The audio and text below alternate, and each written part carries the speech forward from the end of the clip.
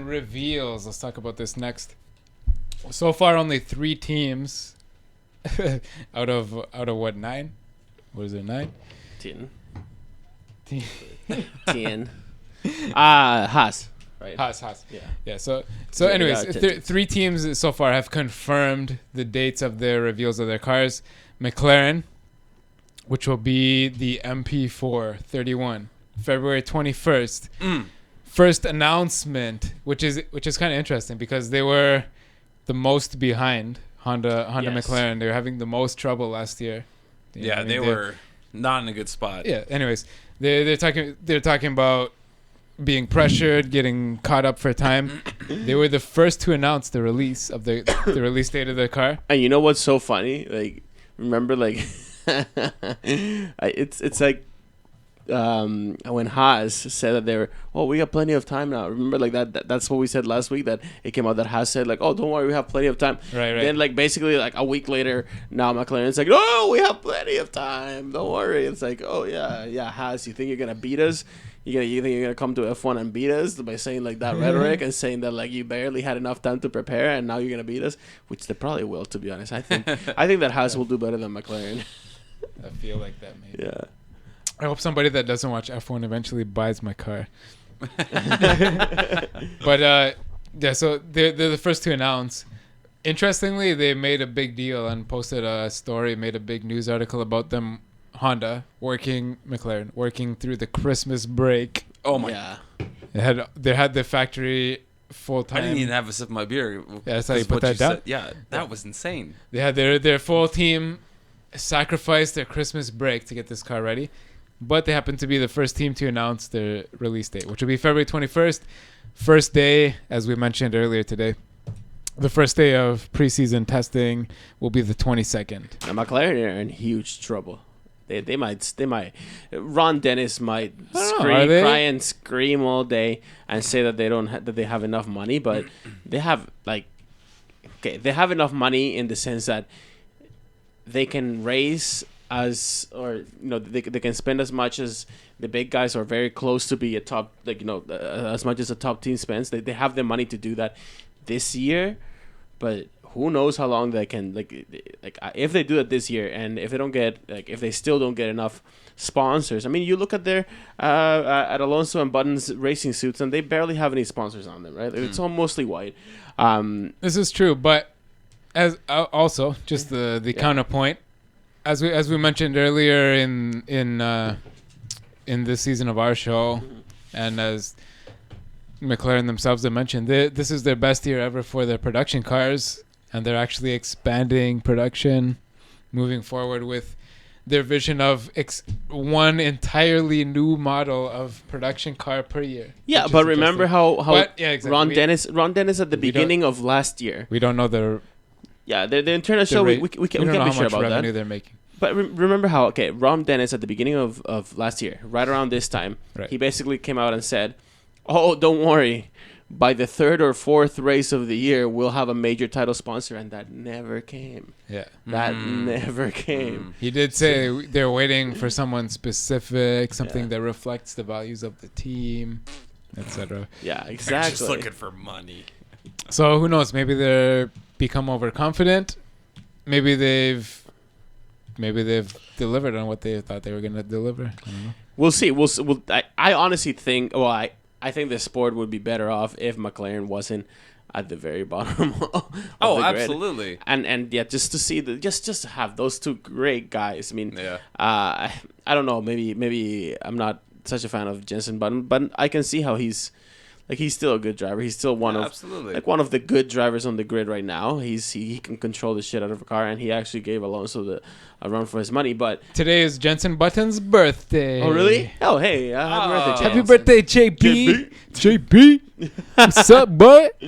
But Alonso, January 19th, still will be remembered as one of the great fighters of the sport. No matter what you say about his 2 championships, but Alonso, if he was within a chance of a podium position, you could bet all your money that Alonso would make it count. Right. Right. So he was exciting to what he is still, I'm sure, but They just don't show him enough because he's all the way at the back and he's kind of lost the will to live. But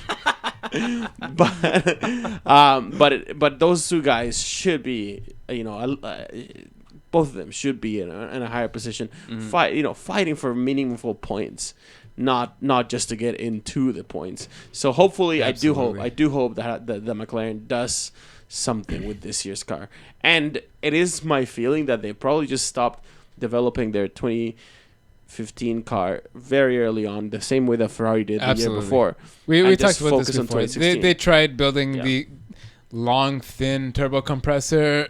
That didn't work out. You just can't.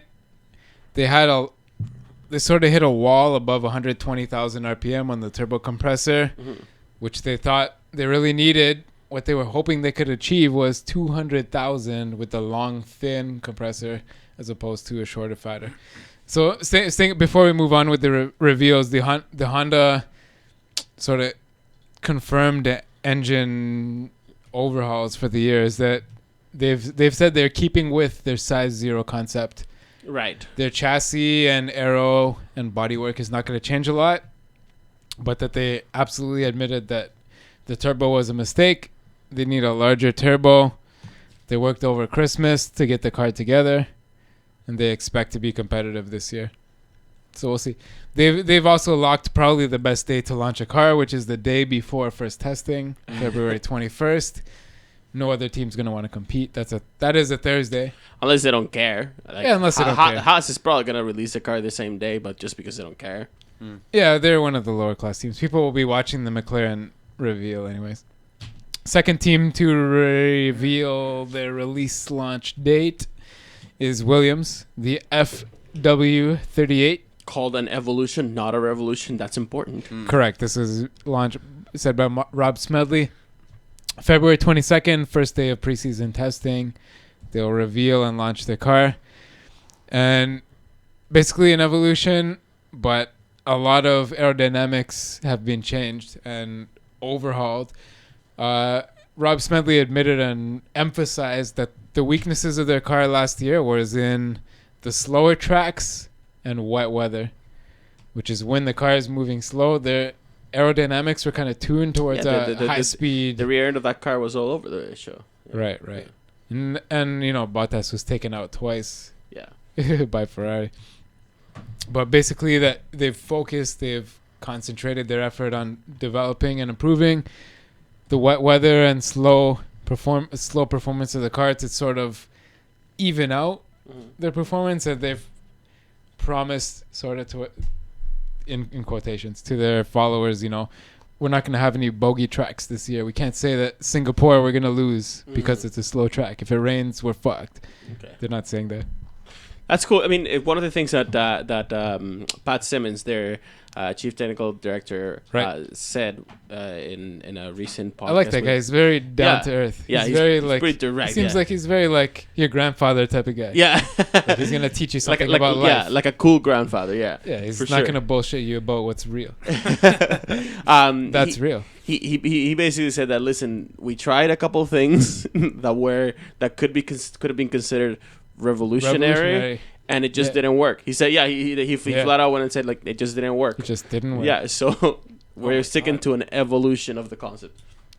Good for them. Continuing with this topic we're on right now, the Mercedes team have been arguably probably the most secretive of their engine changes, and we don't have any information right now. Finally, Sauber. Ferrari's probably not gonna really come out. I mean, they came out with a stupid thing. The thing is, Ferrari has had the most leaks of their engine changes. Mercedes has been the most secretive and kept their shit down. There's been nothing released about them. Okay. Renault also, but people they've been secretive in as far as the press, but as far as last year, a few leaks, and because of this Renault Red Bull thing, there's been some inferences that I think are pretty correct. We've sort of beaten them to death. But the Renault, who knows? Yeah. Anyways, Sauber, the third team to announce their unveiling. It's going to be for the second test, right? Exactly. Which is unfortunate for them. They're going to be I assume still participating in the first test, the with first 4-day an old test car, with last with year's car. last year's car. Yeah. Hopefully they can squeeze some of the new electronics or sensors or aero parts or wings on there. But at that end of the grid, well, you know, March 1st. in the middle of the grid, like especially a team like Sauber with such a restricted budget, right, they really have to pick and choose where they spend their money. Really, like they probably the most restricted budget. Yeah. The next topic we're going to come back. We're going to come back with this Mannor's overhaul. All I'm saying is that, like, I think Mannor's going to destroy them this year. If a team like Sauber decides to come to a testing, it's not going to be for no reason. They're gonna have to. They're gonna have something to test. It's not gonna be like a full car. It's not gonna be the same as a Ferrari for sure. No. So if you wanna, anyone listening, if you wanna continue to our odd bits segment that we're gonna continue with, Sauber's getting sued hard, but we'll come back to that. The C35, anyways, will be unveiled March 1st. So let's move. Anyways, just to conclude, Honda is keeping their size 0. Mm-hmm. They've admitted and agreed to the public that our turbo was too small. It's going to be bigger, but we're keeping with the size 0. Nice. Mercedes has been fairly secretive. Renault, if you want to go back to a previous video, we just dissected everything we know about them. Let's look at Ferrari, though. Let's pull up this picture first. This one? No, the previous one. So this comes from somehow, and strangely, the Ferrari have been or had the most leaks. This graphic is from Autospor. Autosprint. Autosprint. Sorry, I'm seeing the last rip off. The last few letters. Yeah, I know, right? So if you look on the right side is the layout of their 2015 engine. People are watching, and that are watching the left side, you're looking at the layout of the 2016 engine. So on the right, Ferrari never had any thermal issues as far as we know. That was never made a big deal. No, that was the whole thing. Of. Yeah. So the light yellow between the turbo compressor and on the right side, the 2015 engine. Yeah, there. Right, between the turbine and the compressor, we have the MGUH, which used to be situated there, which would be basically a heavy copper wound magnet that would be regenerating power from heat. Or whatever it is that they had. Something like whatever, that. Right. Some sort of heat generating power. It's sat there. The darker yellow below was the MGUK. Sorry, was the copper wound magnet that was taking energy from kinetic power of the car during decelerations and converting it back into electrical energy, which was being saved in the battery. The blue. Yeah, and what you said before, that the part that was stuck in between the compressor and the turbine, was actually the MGUH. The MGUH, yes. Yeah. The heat pulling electrical generating component. Oh. That blue square was the intercooler, which used to be sat between the V, which is where Honda has their turbine side, their turbine compressor. So now, if you move to the left, that blue square, that giant blue square, the intercooler, it's going to be at the side of the engine. if this info is to be believed, will be below and in front of the engine. The left side of the engine is the front, where the driver sits. Right. Be below and in front of the engine, taking cooling air from one of the side pods instead of the overhead pod. Oh, shit. Which moves a lot of the weight of the car lower and forward to the center of the car. Which is good for stability. Exactly. And for oversteer. You're balancing the car, having less understeer. Whereas you see the MGUH and MGUK used to hang out behind the engine before last year. Now they're incorporated inside. Now they're incorporated inside the engine. Oh, no. Look. Well, look. What the fuck was that? Sorry. Okay, so, no. Actually, this what it says in Italian is that it's gonna have the intercooler is gonna be on, let's say on the left of the car, on the left side of the car, and then the other one, like this what is this again? The MGUK. That's the MGUK is gonna be on the right. Right, to balance the weight. That yellow square, the MGUK, which used to be centered on the back of the engine. Yeah. Which is basically it's running off the drive shaft. It used to probably run on the right side, 2015 was probably running directly off the center shaft of the engine. Right. Now it's been moved to the right side. Basically, imagine the driver's facing to your left, looking at this photo. Yeah. Mm-hmm. Over your right shoulder would be the MGUK, which would be geared transversely from the transmission there, and absorbing the same power as it was. This is kind of a big change. Is a huge change. Yeah. And taking the MGUH, which was taking the heat energy, which was released by the turbocharger and compressor of the turbo system, has now been put between the V. Dentro la V del motor. Yeah, that's the right. The Unlike Mercedes, they haven't taken the giant step of splitting the compressor and the turbo. They clearly feel like turbine. this is gonna give him more. Right. Well, at least for this year. Who knows next year? Next year, they're still open to move it. Mercedes still has their compressor and the turbine, one on the front and one on the back of the engine, driven by a shaft through the V. So who knows? Ferrari might run into some heat problems, but I'm sure they've tested this. Yeah. And if you change graphics here, what this all means is the tighter rear. This graphic comes from Sky. It looks. This comes from Autosprint. Oh, okay. Autosprint is the source. I can't read that Twitter name, unfortunately. Whoever tweeted this, man, I'm sorry. No, we got the engine graphics on the right. Can you like?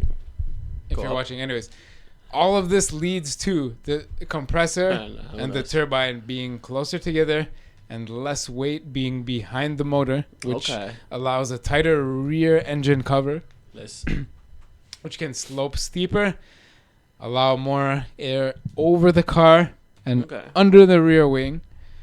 A shorter nose, which has been homologated. Right. This is being crash tested. This is separate from the engine. Ferrari's front nose. It's going to be more of like the traditional 2015 nose that we saw in many teams. Right. Actually, most of the teams had a shorter nose homologated than Ferrari had, with stronger crash testing. Oh, crazy! Yeah, most teams were ahead. Toro Rosso style, they call it. Right. Williams as well. Towards the end, halfway through the year, they switched to that short nose. Yeah. The rear suspension of the Ferrari has been changed to a pull rod, which is probably at a different angle, according to these guesses, because of the relocation of the radiators. You mean the front suspension? Rear suspension is pull rod, and the front is a push rod instead of the pull rod from last year. Okay. Right. So the rear has been a pull rod with a different geometry, because last year the intercooler for the turbo was a giant one placed in between the V that was sucking air from above the driver's head.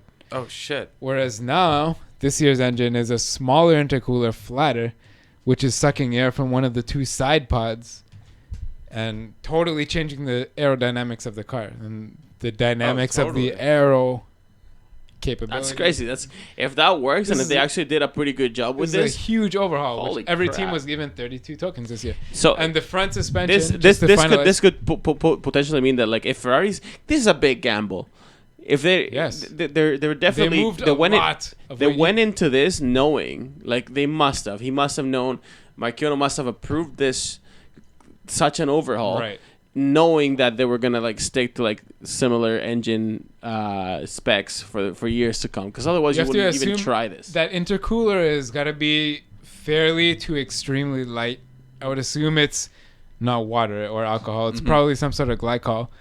But the MGUH and the MGUK are probably some of the heavier components of the engine. The MGUK is being moved forward maybe almost half a meter or more, and the MGUH even more than that, especially the way. And the new front suspension, the top will use a push rod, which was not used before, and the bottom will be about the same as it was last year. But the top will use a push rod to incorporate the shorter nose. But this is the overhaul brought into Ferrari, which they think is a lot closer to what Mercedes is running, actually. That's crazy. That's pretty cool. All right, I'm looking forward to see how they do on the track and the testing. It is pretty crazy. Renault, unfortunately, a lot of the news has been diverted to the shit we were talking about in the last clip. And Mercedes somehow has flown under the radar. They've hidden a lot of this, but we'll talk about Manor next, who just incorporated a brand new Mercedes motor. Alrighty. We're taking some of those new innovations, some new people. All right, let's we'll be back in a minute. We'll be back in a minute with the Manor news. Okay, we good? As soon as we're ready. I think we're ready right now. We live? Yeah. Live again. We are live again. Okay, we'll keep this down. Okay, so Manor. Okay, the huge reshuffling. Yeah, rolling off of the last. They have not announced their release date or whatever they call it, but they have tweeted. If you go through those links, one of those links is about Manor. They have been homologated. There we go. I'm on the ball today, boys. You're on the ball. January 15th. Our installment. Today we have completed our final crash test. So now we have a fully homologated chassis. Next stop, test 1 in Barcelona. What a change from last year. Yeah, Manor's ready. What a change from a few months ago. Check this out. John Booth and Graham Loden. We did a big piece on this about a month or so ago. Yeah. Well, this is kind of a slap in the face to them because they both said, this team sucks. It's kind of ruining my legacy. My career is getting squashed down. This sucks for my future. I quit. Right? Well, they just had some disagreements with the new management. Yeah. Well, yeah. I'm sure there was some of that in there. Can you bring up Nicholas Tombazis? Tombazis. I believe the British people will call it Tombazis. Tombazis, yes. Oh wait, is it not Tombaxis? Oh right. Yeah.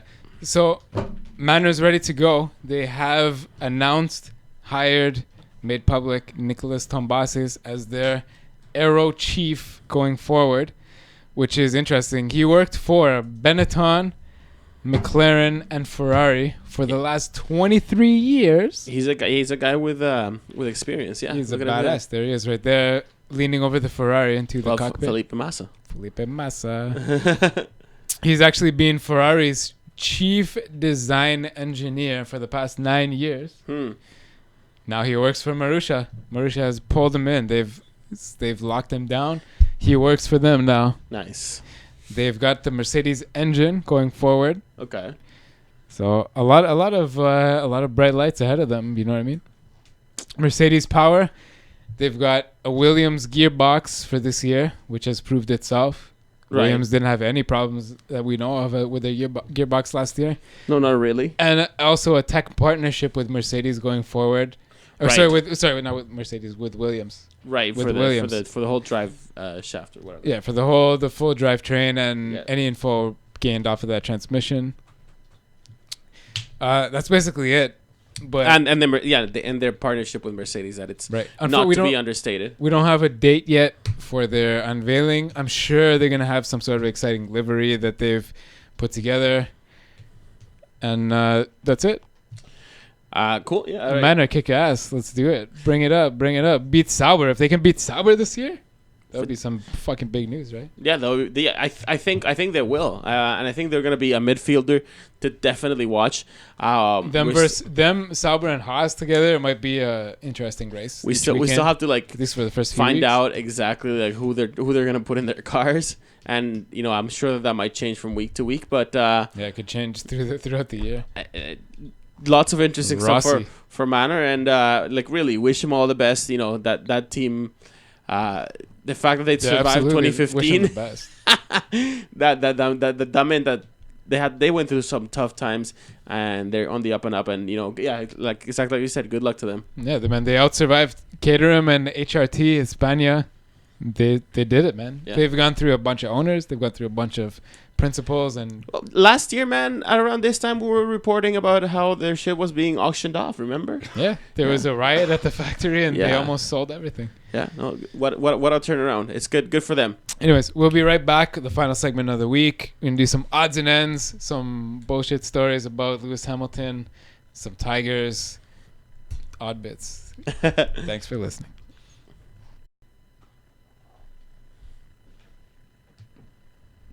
What? We're good. We're live? Yeah. On the internet? Forever? Yeah. Okay. What? Silly bits. Yeah, we are. odd bits. So wait, did you stop it? Small stories. We stopped. We started. We're back. This is the first time we're doing this. Let's start with something serious. Sauber. We were just talking about. One of the lower end teams. Obviously had some trouble, as we talked about a year ago, getting sued by Van der Gaard. Yeah. Apparently, Adrian Sutil has just had, in the past 2 days, deemed admissible by the court of his home country of Switzerland that a lawsuit worth 3.5 million Swiss francs, which is equivalent to about 3.5 million US dollars, almost the same, couldn't go forward because Sauber told him to go fuck himself at the end of last year. Basically the same story. Well, he was basically trying to do the same thing that Guido van der Garde was this time last year. Yeah, he basically tried the same thing. He came forward. We ran a story earlier today about Kevin Magnussen possibly overtaking Pastor Maldonado's $50 million seat with his $7 million sponsorship. Adrian Sutil, who came to Sauber, said that he had 40 million behind him. So basically, this lawsuit has been given the green light to go ahead, him to hire lawyers, put his case together, and file suit, win money. Sauber has come forward saying that basically Sutil had acquired penalties in Formula One, which negated some of his driving skill at least. He had poor performance. He had no $40 million that he promised. He had been in certain press conferences and media days critical of the team. And finally, this is I find the most hilarious. Yeah. Had stalled the car more than one time. He stalled the car. Jesus. So we will definitely be following this going forward. But his lawsuit has been given the green light that he has enough evidence to challenge for $3.5 million for a canceled contract by the Sauber F1 team to hire Adrian Sutil for last year, for 2015. So this would have been the body that wouldn't have recognized that would have been the contract recognition board, which is kind of all part of like the system that F1 has to like settle any like contracts in between drivers and the teams. Right. Basically, Adrian Sutil is alleging that he had a signed contract with Sauber and they neglected to fulfill their end of it. For last year, 2015. Yeah. Right. Yeah. The same. Yeah. His lawsuit's coming late, but it's more or less the same as Van der Gaard came forward with. Except it's not going to work at all. Well, we'll see. But yeah, I doubt it. Mm-hmm. Separately, before we move on to some bullshit, Pope Francis, he attended some sort of a road safety event aimed at, I don't know, lowering the number of kids that got run over by cars and people that get run over by cars and stuff. He held a public international prayer on last Thursday. Okay. Praying for the life of Michael Schumacher. Oh my God. # keep fighting Michael. Yeah. Wow. Yeah. Have faith. Seriously, 1 second of silence. Just 1 second though. I'd like to see him come seriously, back. No, yeah, seriously, for sure, absolutely. Yeah, for real. Lewis Hamilton, you got some of those links ready? Yep. We got. Okay, hold on. Since you got this up, let's talk about this first. Channel 4. We'll get to the bullshit before the semi-real news. Channel 4. We talked about this before. Whisper Films, owned by DC, David Coulthard, and one or two other dudes.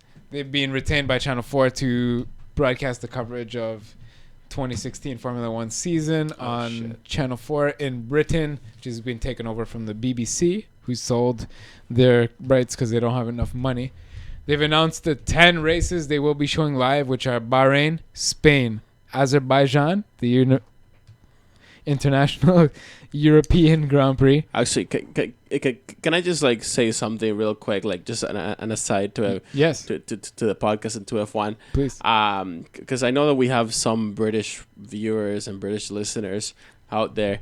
British people, they are gutting your public institutions right now. You need to fight for the NHS. You need to fight for the BBC. The people that are wrong about this, whether you're F1 fans or not, this is a small part. I'm 50% British. My mom was born in your country.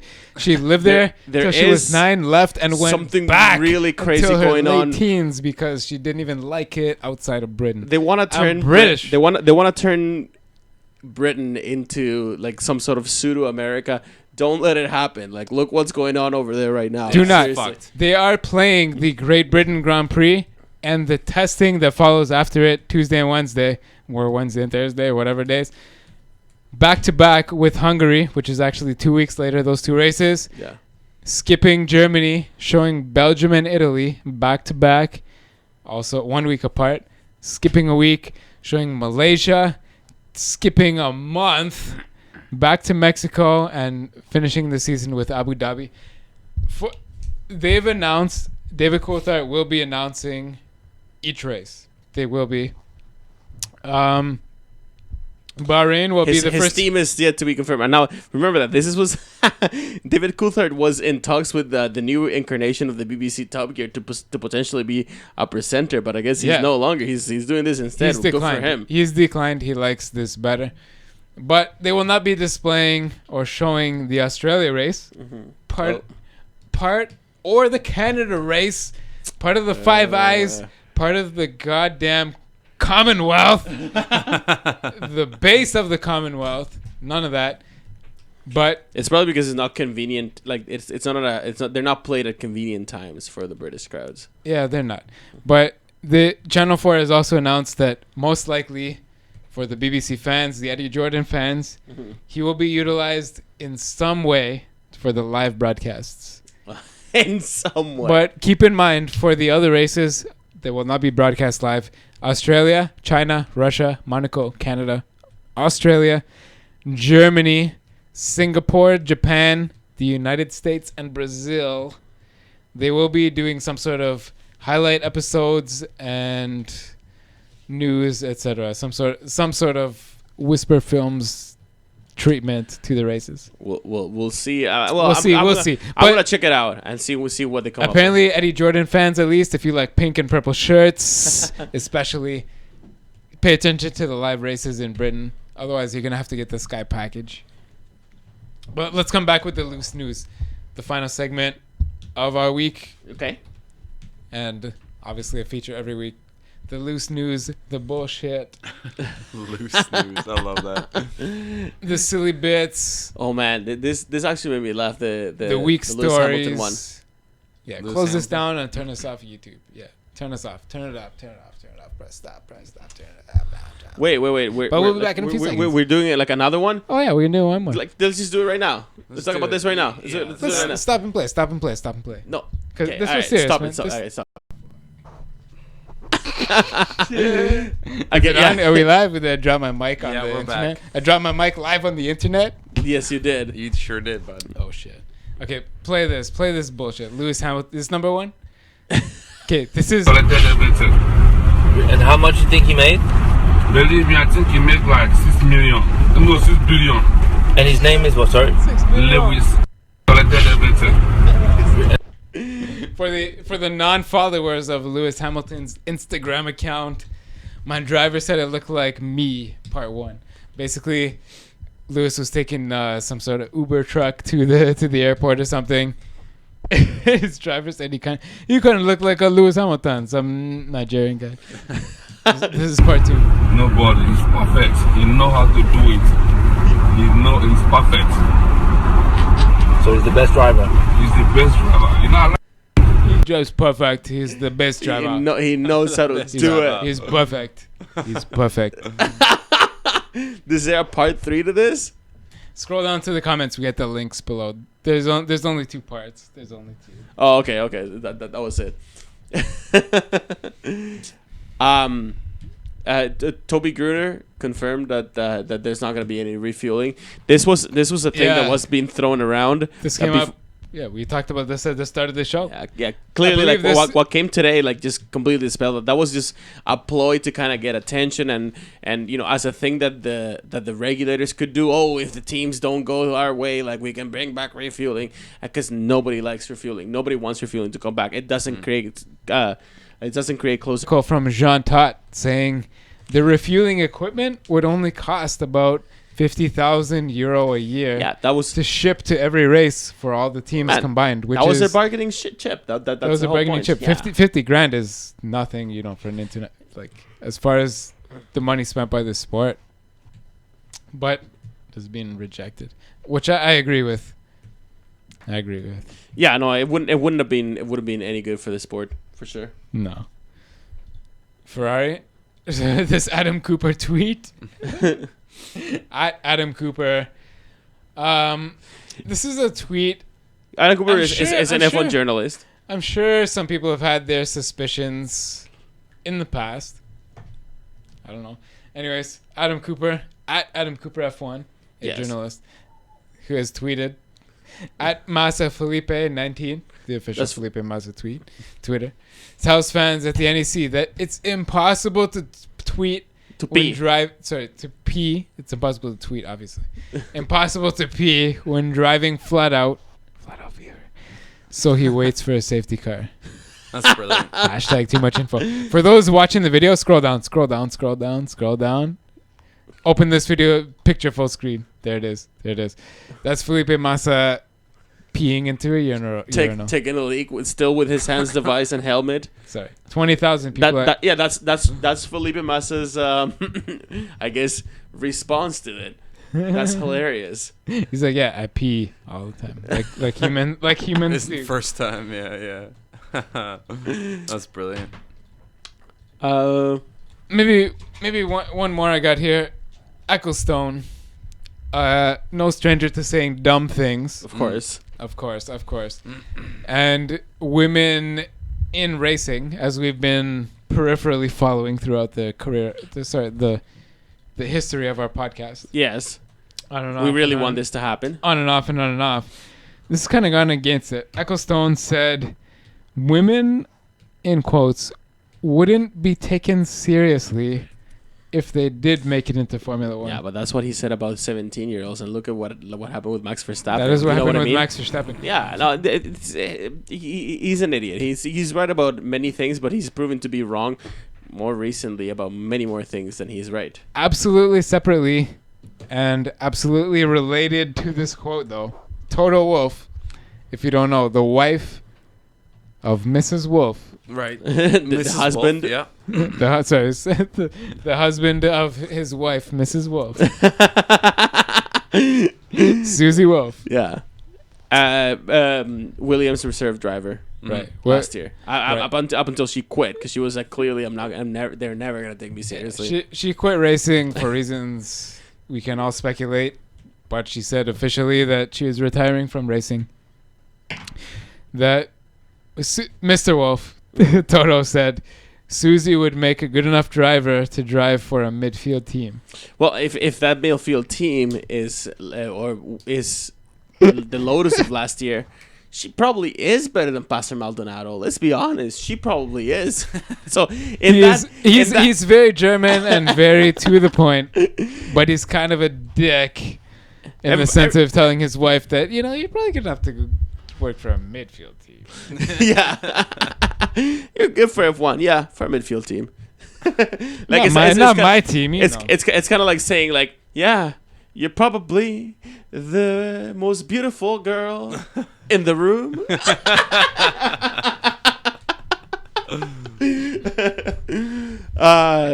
And I guess we can end with that and play us out, DJ. Oh yeah. Yes, shit. We'll be back next week. Hopefully with this new format. Hopefully we'll improve it. Hopefully not. Yeah, no. Not with this format. Cheers. See you later, guys, and subscribe. At Flat Fever, like I said, we're experimenting with a new format. If you like it or not, let us know. Comment everywhere. Listen to Bamboo Flat Out Fever on Twitter. Flat Out Fever on Reddit. Email show@flatoutfever.com.